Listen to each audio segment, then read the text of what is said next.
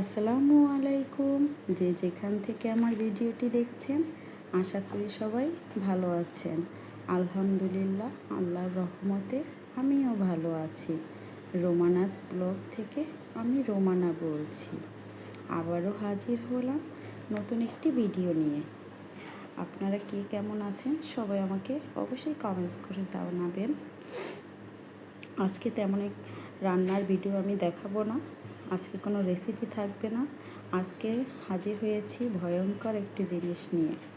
আপনারা মনে করছেন ভয়ঙ্কর জিনিসটি কি?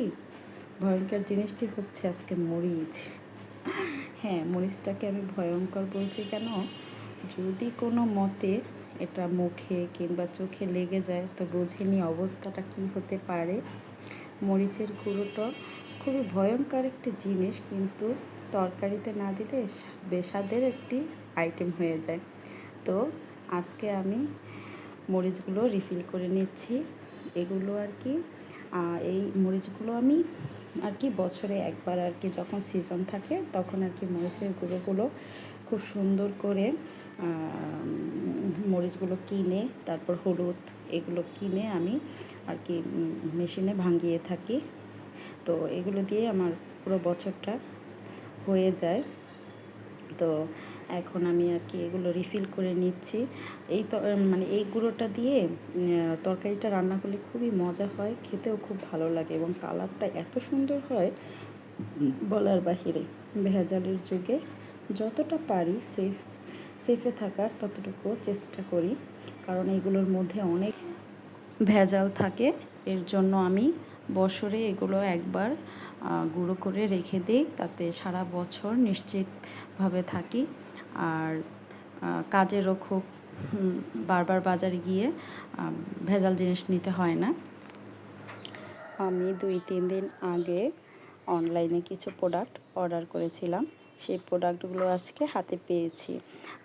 প্রোডাক্টগুলোর মধ্যে ছিল বাবুই পাখির বাসা, তারপর মানি প্লান্টের ঝাড়, তারপর কিছু পিকচার্স, আরও হচ্ছে ফেরি লাইট, ডোরবেল, এইগুলো আর কি। এর মধ্যে বলে নিচ্ছি, আমার ভিডিওটি যদি ভালো লাগে অবশ্যই সাবস্ক্রাইব করবেন, লাইক, কমেন্ট এবং শেয়ার করবেন। আমার সাথেই থাকবেন। একটা লাইক, কমেন্ট, শেয়ার আমার পেজটাকে, আমার চ্যানেলটাকে অনেক দূর নিয়ে যেতে পারে। তো আশা করছি আমাকে সাবস্ক্রাইব করে আমার পাশে থাকবেন। তো আমি প্রথমেই আর কি দেখিয়ে দিচ্ছি কিছু প্রাকৃতিক দৃশ্য। আমার কাছে খুব ভালো লাগে এই দৃশ্যগুলো দেখলে। আমি এই ছবিগুলোর মধ্যে হারিয়ে যাই, খুবই ভালো লাগে। আমি ছোটোবেলা হতেই মানে বইয়ের মধ্যেও দৃশ্য থাকতো, ওগুলোর দিকে তাকিয়ে থাকতাম, ভালো লাগতো। তো আমার মন কাড়ে, সত্যি কথা কি আমার মন কেড়ে নিয়ে যায় ছবিগুলোর মধ্যে।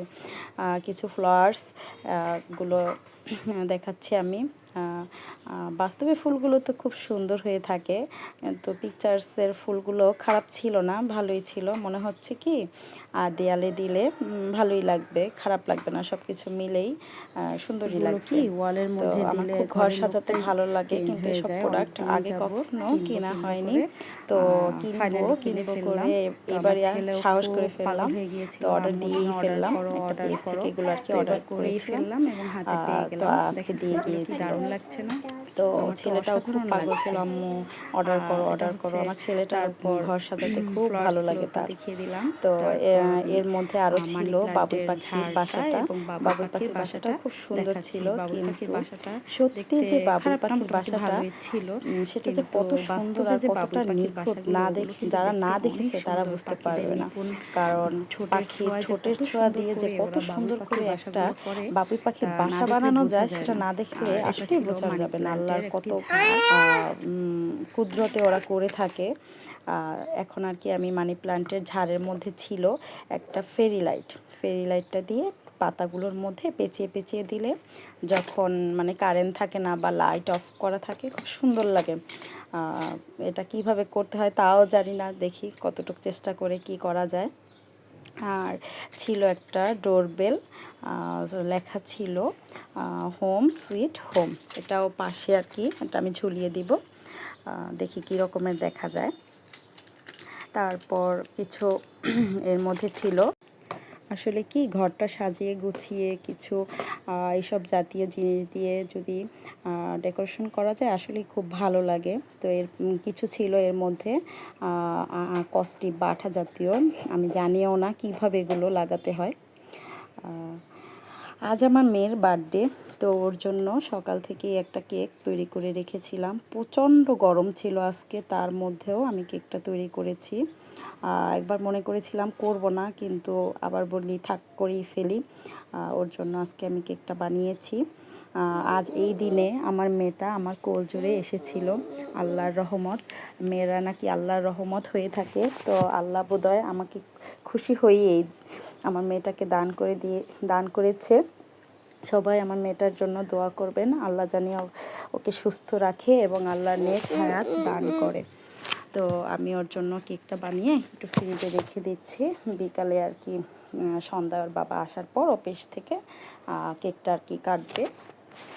তো তেমন কিছু আয়োজন করিনি, স্বল্প পরিসরে আয়োজন করেছিলাম। মোরগ পোলাও করেছি, তারপর হচ্ছে বার্থডে কেক, সালাদ, কোক।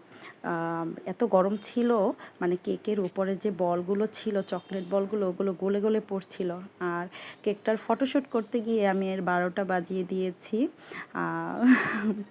দেখেন কেকটার অবস্থা কি করে ফেলেছি। এরই মধ্যে ওর বাবা চলে এসেছে, তো আমি খাবারগুলো সার্ভ করে দিচ্ছি ওর বাবাকে। কোক ঢেলে নিচ্ছি। মেয়েটাকে অনেকবার বলেছি আসো কেকটা কাটি, না ও কাটবেই না। তারপরও ওকে একটু এনে কেকটা কাটিয়েছি, কিন্তু ও সামনে আসবে না, কেকের সামনেও আসবে না, তারপর ছবি তুলবে না। আসলে কি অনেক গরম ছিল তো। এরই মধ্যে আজকের ভিডিওটা এখানেই শেষ করছি।